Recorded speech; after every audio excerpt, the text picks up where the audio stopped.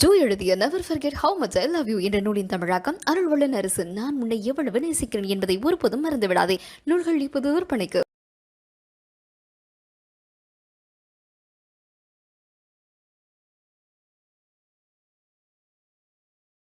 வணக்கம். இன்றைய நமது சிறப்பு விருந்தினர் அரசியல் விமர்சகர் கொடாங்கி அவர்கள். வணக்கம் சார். வணக்கம். விஜய் சங்கீதா பிரச்சனை பெரிய அளவில் பூதாகரமாக போய்கிட்டு இருக்கு. இந்த தருணத்தில் விஜயும் த்ரிஷாவும் ஒரு அரை மணி நேரத்துக்கு முன்னாடி ஒன்றா காரில் இறங்கி ஒரு கல்யாண நிகழ்ச்சிக்கு போன விஷயம், அந்த வீடியோ பெரிய அளவில் வைரலாக மாறிக்கிட்டு இருக்கு. விஜய் இதன் மூலமாக ஏதாவது குறியீடு மாதிரி ஏதாவது சொல்ல விரும்புகிறாரா? இந்த கள்ள உறவுக்கு குறியீடு, இந்த மானங்கட்ட கள்ள உறவுக்கு என்ன குறியீடு சொல்லி என்ன கிழிக்க போகிறாரு? இந்த தூய சக்தியோட லட்சணம், இதுதான் தூய சக்தியோட லட்சணம். உண்மையான ஒரு மனிதர், தனி மனித ஒழுக்கம் இல்லாத ஒருத்தனுடைய லட்சணத்தை நீங்கள் எல்லாம் பார்க்குறீங்கன்னு தான், அதுதான் அவர் சொல்ல வர குறியீடு. இப்போ விஜய் குறித்து நம்ம பேசும்போதெல்லாம் கோபமாக, நம்ம வேகமாக அவர் செய்கிற தப்பை சுட்டி காட்டிகிட்டே இருக்கோம்னா எதற்காகனா, எனக்கு விஜய்க்கு என்ன வாய்க்கா தகராறு இருக்கு? நீ என்ன ஆளணும்னு வரல, நான் இந்த தமிழ் மண்ணினுடைய ஒரு மைந்தன், எனக்கு ஓட்டு இருக்கு. இப்போ என்ன ஆளணும்னு நீ வரணும்னு நினைக்கிறல்ல, அப்போ உன்னை கேள்வி கேட்குற உரிமை எனக்கு இருக்குல்ல. அப்பார்ட் ஃப்ரம் ஜேர்னலிஸ்ட், நான் பத்திரிக்கையாளர்லேருந்து தள்ளி நிற்கிறேன். ஒரு சாமானிய குடிமகனாக, தமிழ்நாட்டு பிரஜையாக நான் என்னை யார் ஆளணும்னு முடிவு பண்ணுறேன்ல. நான் தான் 8 கோடி மக்களுடைய குடும்பத்திலையும் வீட்லேயும் நான் இருக்கேன்றாருல்ல இவர். அப்போ என் வீட்லேயே இருக்காருன்னு சொல்ல வர்றாரு அவர். இந்த ஒழுக்கங்கட்ட ஆளை என் வீட்டில் சேர்த்துக்க முடியுமா? நான் துரத்தி அடிக்க தானே தோணும். இதை தான் எல்லா மக்களும் புரிஞ்சு இந்த தேர்தலில் விஜயை துரத்தி அடிக்க போகிறாங்க. அதற்கு அவரே வழி வகுத்திருக்காரு. இன்றைக்கி அந்த வீடியோ நீங்கள் சொல்கிறீங்களா, வீடியோ நானும் பார்த்தேன் அந்த வீடியோவை. அது ஒரு திருமண நிகழ்வு, ஏஜிஎஸ் நிறுவனம் இவரை வச்சு படம் எடுத்த நிறுவனம். இந்த சமீபத்தில் இந்த கோட்டுன்னு சொன்னாங்கல்ல, கிரேட்டஸ்ட் ஆல் டைம் என்னமோ ஒரு கன்றாவிலாம் இருந்துச்சு இல்லையா, அப்படிதான் அதை சொல்ல தோணுது. இவர் கிரேட்டர்லாம் கிடையாதுங்க, தரங்கட்ட மனிதர். இப்ப அவங்க மனைவி சொன்ன குற்றச்சாட்டை உறுதிப்படுத்தியிருக்காரு. த்ரிஷா கூட ஒன்றா போயிருக்காரு அப்படிங்கிறதுக்காக விஜய் தரங்கட்ட மனிதர்னு சொல்றாரு. தரங்கட்ட மனிதர் தானங்க. இப்ப நீங்க இதே அரங்கில் நம்ம பேசியிருக்கோம். ஒரு 20 நாட்களுக்கு முன்னாடி, ஒரு மாசத்துக்கு முன்னாடி நயினார் நாகேந்திரன், பாஜக மாநில தலைவராக நயினார் 2 வாரத்துக்கு முன்னாடி தான் 2 வாரத்துக்கு முன்னாடி ஒரு விஷயத்தை வெளியிடுறாரு. நீங்க அந்த நடிகையை விட்டு வெளியில வாங்க, விஜய் வீட்டுல இருந்து வெளியில வாங்க, த்ரிஷா வீட்டுல இருந்து வெளியில வாங்கன்னு வெளிப்படையாவே சொல்லிட்டாரு. சொன்ன பிறகு நீங்க, நான் உட்பட சமூக வலைதள பேசுற எல்லாரும், அரசியல் கட்சி தலைவர்கள் உட்பட எல்லாருமே நயினார் நாகேந்திரன் கடிச்சு வச்சோம். நம்ம கண்டிச்சாங்க, எல்லாரும் கடிச்சோம். அவரும் மறுநாள் வருத்தம் தெரிவிச்சாரு. அவரும் ஐயோ சரியா பேசுறேன்னு சொல்லிட்டாரு. ஆனால் பேச வேண்டிய விஜய் இது வரைக்கும் வாய் திறக்கல. பேச வேண்டிய த்ரிஷா ஒரு அறிக்கை வெளியிட்டாங்க. நானும் அந்த அறிக்கையை தொடர்ந்து பார்த்தேன். இந்த அறிக்கையில் ஏதோ ஒரு பேசா சொல்லியிருப்பாங்கன்னு போய் பார்த்தா எந்த இடத்திலும் நயினார் நாகேந்திரன் பேரே இல்லை. அப்படி ஒரு கண்டன அறிக்கை, என்ன ஆணி புடுங்குற அறிக்கைன்னு தெரியல. அப்ப நயனார் பேர் சொல்வதற்கு பயந்தாங்கொழி தொடரடிங்கியா இருக்கிற த்ரிஷா இப்ப ஒன்னா கார்ல இறங்குறிய, மானங்கிட்ட ஒரு குடும்பத்தை சிதைச்சிய, நீ ஒரு நல்லா இருந்த குடும்பத்தை நாசப்படுத்தி தெருவில் கொண்டு நிப்பாட்டிட்டிய. நீ என்ன நடிகை? நீ மானங்கிட்ட உனக்கு என்ன உறவு? இது மானங்கட்ட உறவா இல்லையா? இது சங்கீதா த்ரிஷா தான் அந்த நடிகை அப்படின்னு குறிப்பிட்டு சொல்லலை, ஒரு நடிகைன்னு சொல்லியிருக்காங்க. ஆனால் நான் கோர்ட்டில் சொல்லுவேன் அப்படிங்கிற மாதிரி சொல்லியிருக்காங்க. த்ரிஷாவும் தண்ணியில் விளக்கம் கொடுக்கல இந்த டைவர்ஸ் மேட்டரில், ஊர் உலகமே பேசிக்கிட்டு. இல்லை அந்த இவருடைய விஷயத்தில் சொல்லிட்டாங்க. யாருன்னா நயினார் நாகேந்திரன் கொடுத்த அந்த அறிக்கையில் இவங்க இந்த ஆணி புடுங்குற வேலையில் செஞ்சுட்டு இவங்க கொடுத்த விளக்கம் என்ன தெரியுமா கொடுத்தாங்க? என் தனிப்பட்ட வாழ்க்கை குறித்து பேசுவதற்கு யாருக்கும் உரிமை இல்லை. இது தனிப்பட்ட வாழ்க்கையா? இது ஒரு நல்லா இருந்த குடும்பம், ஒரு அழகான காதல் மனைவி, 2 பிள்ளைங்க, தோளுக்கு மேல வளர்ந்தாலே தோழன் சார். இன்னைக்கு அவர் இயக்குனர். அந்த பையன், அந்த பொண்ணு அந்த குழந்தை இப்பதான் ஏதோ பட்டம் வாங்கியிருக்கு. அந்த நிகழ்ச்சி கூட ஒரு அப்பனா போய் நிக்க முடியல.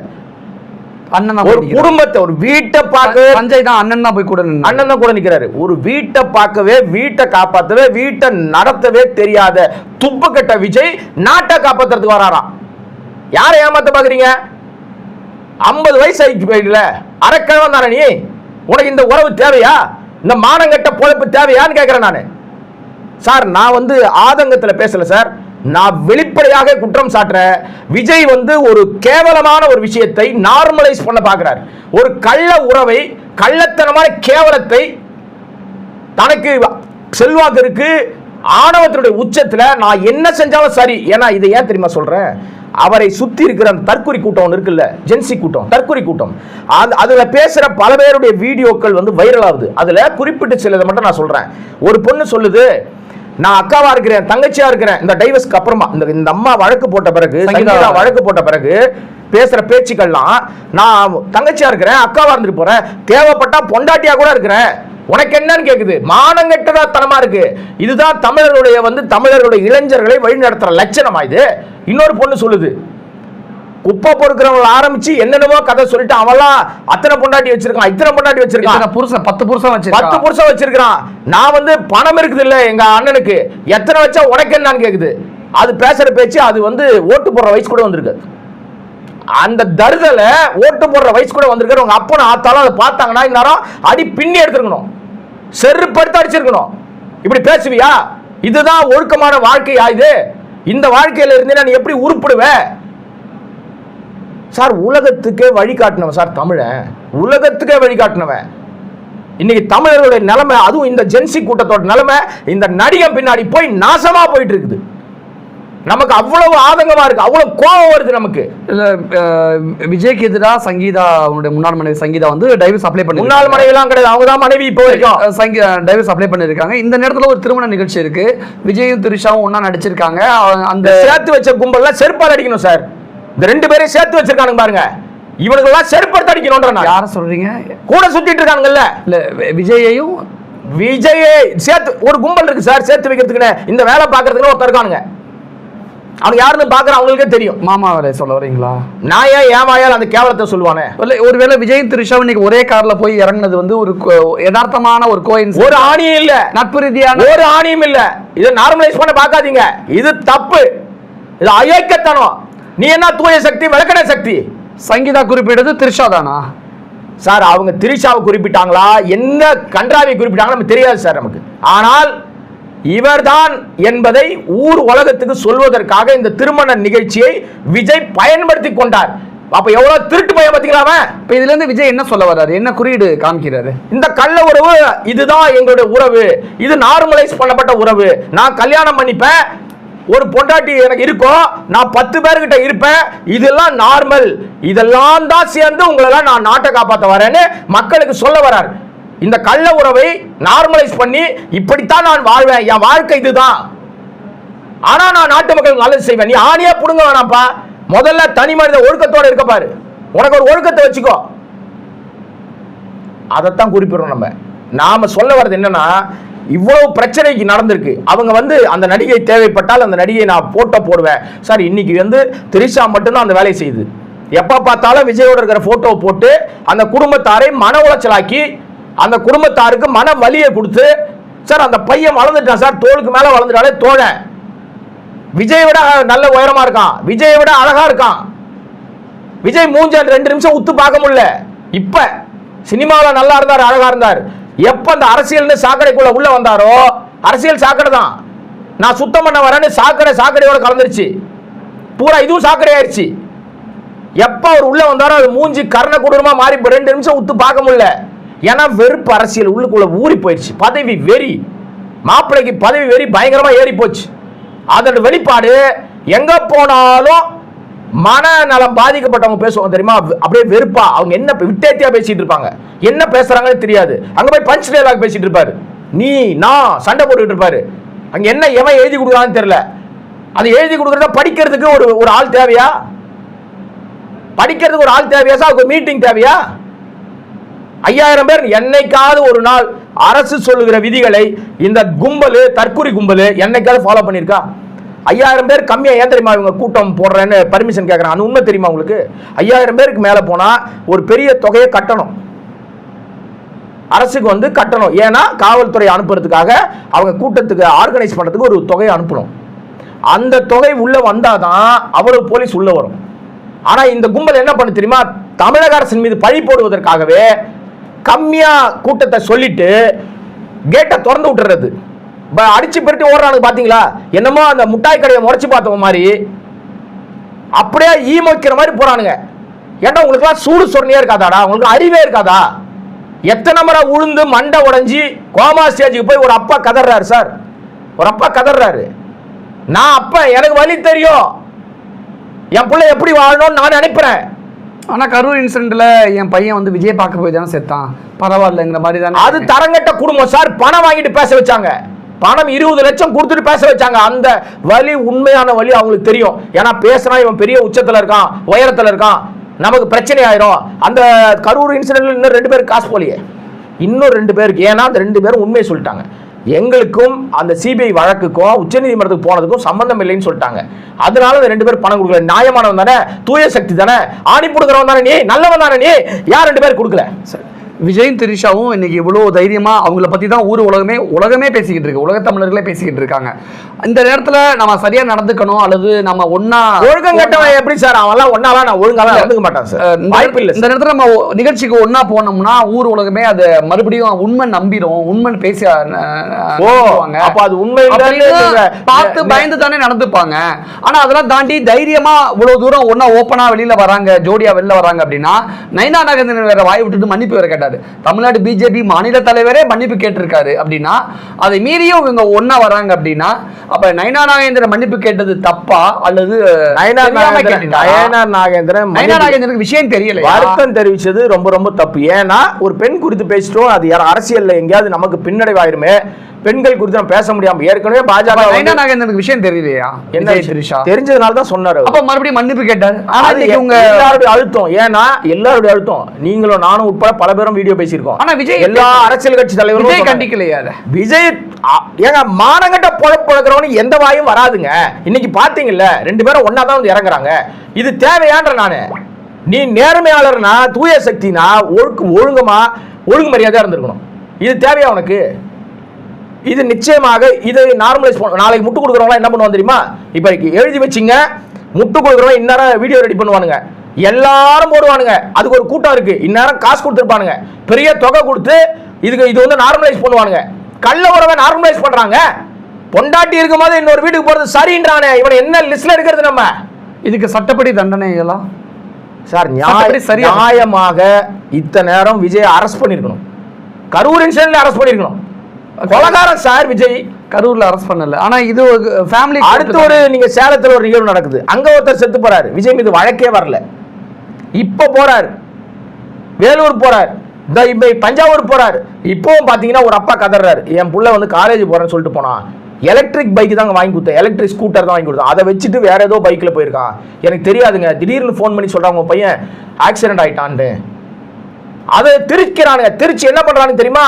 போலீஸ் வாகனம் பின்னோக்கி வந்து இடிச்சிட்ட மாதிரி ஒரு வீடியோ தயார் பண்றானுங்க. அதை வந்து சோசியல் மீடியால பரப்புறானுங்க, காசு வச்சிருக்கானுங்க, பரப்பி விடுறானுங்க, பொய் பேசுறானுங்க. இல்ல அப்படி ஒரு வீடியோ பரப்பி விட்டா போலீஸே கேஸ் போட முடியுமே, போலீஸ் மேலேயே. அதுதான் சார், ஏன் காவல்துறை மௌனமாக இருக்குன்னு எனக்கு விளங்கவே இல்லை. ஏன் வந்து விஜய் இதுவே இப்ப தெலுங்கானால ஒரு பொண்ணு செத்து போச்சு, ஒரு பெண்மணி இறந்து போயிட்டாங்க, ஒரு குழந்தை வந்து புஷ்பா படம், அல்லு அர்ஜுனை தூக்கிட்டு போயிடுச்சு போலீஸ். இதை ஏன் தூக்கிட்டு போய் உட்கார வச்சு லாடம் கட்டி இருக்கணும் இந்நேரம்? எனக்கு தெரிஞ்சு நிச்சயமாக இப்ப எல்லாரும் சொல்றாங்க ஜெயலலிதா இருந்தா பண்ணிருப்பாங்க. ஜெயலலிதா இருந்தா கட்சியே தொடங்கி இருக்க மாட்டாப்ல. அக்கல்ல கை விட்டுங்கன்னு அம்மா தாயேன்னு பேசுறதுல மறந்துட்டாரு போல இருக்கு. ஸ்டாலின் ஏன் மென்மையான போக்க கடைபிடிக்கிறான்னு எனக்கு விளங்கவே இல்லை.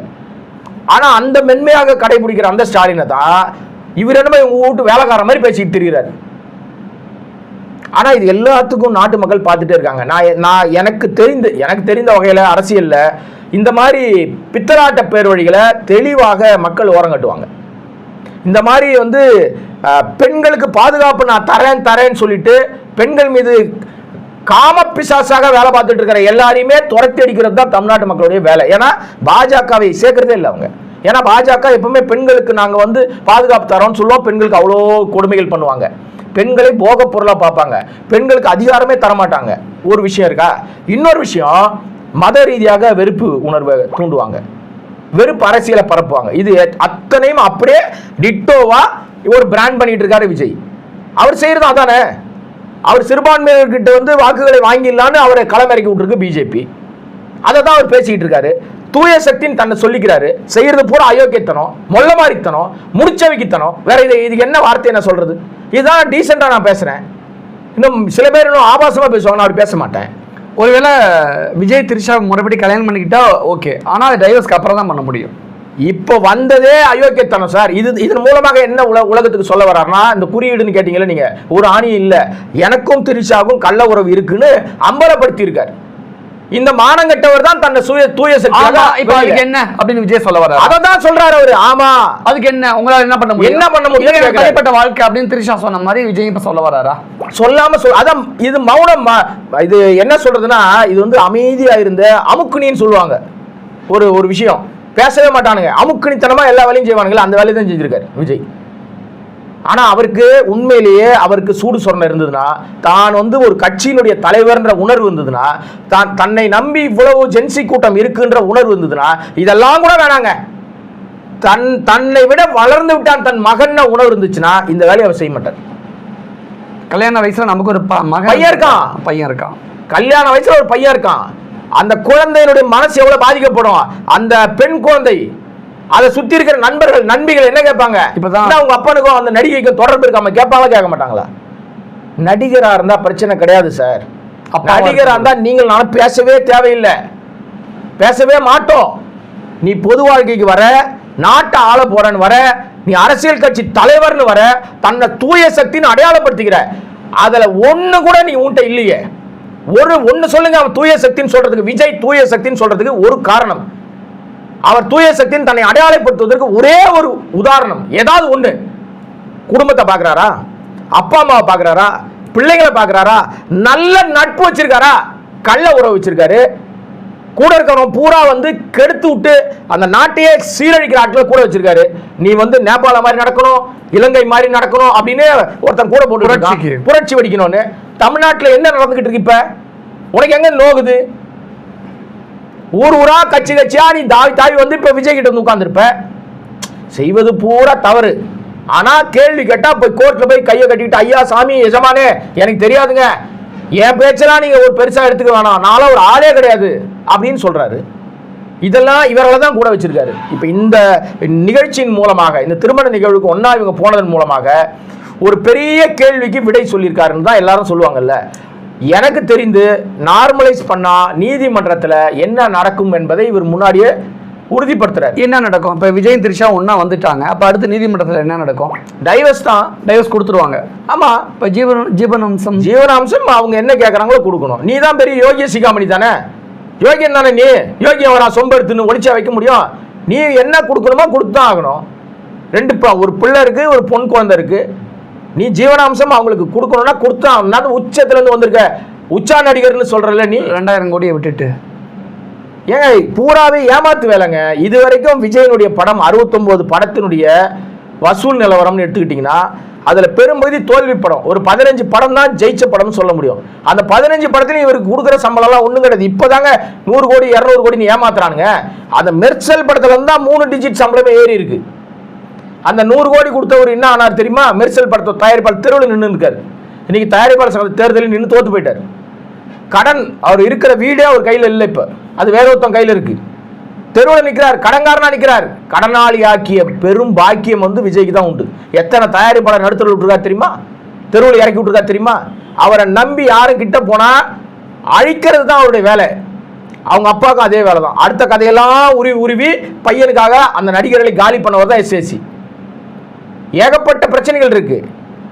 இவர் தன்னை தூய சக்தியாக அடையாளப்படுத்திக்கிறதுல அத்தனையிலும் போலித்தனம் இருக்கு, வேஷதாரி, கபடதாரி. அது இன்னைக்கு வெளிச்சத்துக்கு வந்துருச்சு. இது நிச்சயமாக எதிரொலிக்கும் தேர்தலில்.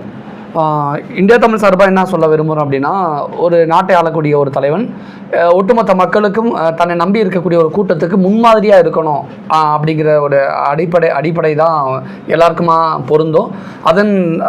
அதுதான் சரியும் கூட, அதுதான் நீதியும் கூட, அதுதான் அறமும் கூட. என்னை ஆளக்கூடிய ஒரு தலைவன் எப்படிப்பட்ட தகுதிகள்லாம் இருக்க வேண்டும் அப்படின்னு எனக்கு ஒரு எதிர்பார்ப்பு இருக்கும். அந்த எதிர்பார்ப்பு அந்த தலைவன்கிட்ட இல்லாட்டி அந்த தலைவனை நான் மட்டும் இல்லை, ஒட்டுமொத்த மக்களும் ஒரு நாள் தூக்கி எறிவார்கள். என்ன நடக்குது இந்த விஜய் திரிஷா விஷயத்தில், எது உண்மை எது பொய் அப்படின்னு இன்னும் கூடிய விரைவில் சங்கீதா அவர்கள் வாய் திறந்த பிறகு ஒட்டுமொத்த உலகத்திற்குமே வெளிச்சம் போட்டு காட்டப்படும். அது வரைக்கும் நாம் இன்னும் கொஞ்சம் பொறுத்து இருக்கலாம். எதையுமே அவசரப்பட்டு எதுவுமே நம்ம சொல்லிட வேண்டாம் அப்படிங்கிற ஒரு முன்முடிவோட நிறைய விஷயம் ஷேர் பண்ணிக்கிட்டீங்க. மக்களுக்கு எது தேவை எது சரி அப்படிங்கிறத மக்கள் புரிஞ்சுப்பாங்க, அவங்களுக்கு தேவையானதை அவங்க எடுத்துப்பாங்க அப்படிங்கிற நம்பிக்கையோடு நிறைய விஷயம் ஷேர் பண்ணிக்கிட்டீங்க. மிக்க நன்றி.